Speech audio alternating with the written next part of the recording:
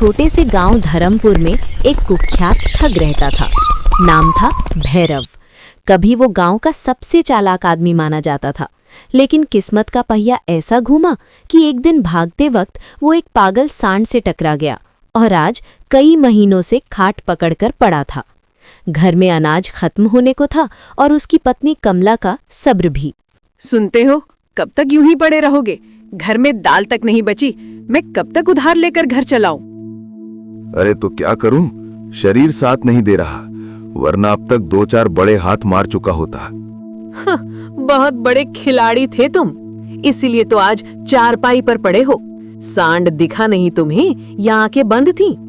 कमला की बातें भैरव के घावों से ज्यादा चुभ रही थीं। उसी समय उनका बेटा राघव घर में दाखिल हुआ। क्या बात है माँ, आज फिर पिताजी की महफिल लगी है क्या? तू चुप रह, दिन भर आवारागर्दी करता है, तेरे बाप जैसा ही निकला। माँ, तू चिंता क्यों करती है? मैं हूं ना, आज ऐसा काम करूंगा कि तू खुश हो जाएगी। चोरी का नाम भी मत लेना, तेरे बाप का हाल देख रही हूँ। माँ, चोरी मेरे खून में है, देख लेना, एक दिन मैं पिताजी से भी बड़ा खिलाड़ी बनूंगा। माँ ने गुस्से में कह तो दिया, जा जो करना है कर, लेकिन दिल में डर था और राघव निकल पड़ा दूसरे गांव की ओर।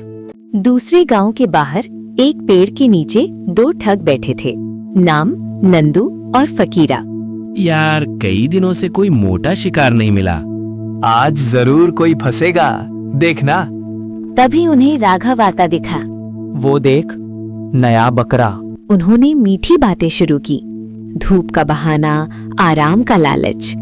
राघव उनके जाल में फंसता दिखा, लेकिन असली खेल तो अब शुरू होना था। चलो एक खेल खेलते हैं। अगर तुम हमारी बात सच मानोगे, हम तुम्हें 100 सिक्के देंगे। अगर झूठ कहोगे, तुम्हें 200 देने होंगे। मंजूर है। नंदू ने एक पेतू की कहानी सुनाई। बकरी खेत में घुस गई, पूरे खेत की रोटियां बनाई और रोटी में से बकरी की पूंछ निकली। बताओ, झूठ बोल रहा हूँ? नहीं, बिल्कुल सच, मेरे साथ भी ऐसा हुआ था। दोनों ठग एक दूसरे का चेहरा देखने लगे। शिकार शिकारी निकला। अब राघव की बारी थी। उसने पीछे आती एक लड़की की ओर इशारा किया। वो जो लड़की आ रही है ना, वो मेरी पत्नी है। वो मेरे लिए खाना लेकर आ रही है। दोनों ठग चौंक गए। वो उनकी बहन मीरा थी। अगर झूठ बोलते 400 सिक्के देने पड़ते, अगर सच मानते अपनी बहन को देना पड़ता। उन्होंने सिक्के बचाए और बहन गवा दी। राघव मीरा को लेकर घर पहुंचा। ये लड़की कौन है? माँ, तेरी बहू। हे भगवान, तू लड़की उठा लाया। अगर शादी कर ली है तो स्वीकार कर लो, कम से कम घर में काम तो बटेगा। कुछ दिन बीते। उधर नंदू और फकीरा को अपनी बेइज्जती याद आई। दोनों ने ठान लिया, आज इसे सबक सिखाएंगे। रात में उन्होंने राघव को बांधा, नदी में फेंकने ले चले, लेकिन रास्ते में थककर सो गए। सुबह एक मछुआरा उधर से गुजरा। अरे भाई, ये क्या हाल है? ये दोनों मुझे जबरन अपनी दूसरी बहन से शादी करवाना चाहते हैं।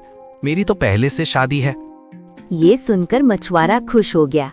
अगर तुम्हें शादी नहीं करनी तो मैं कर लेता हूँ।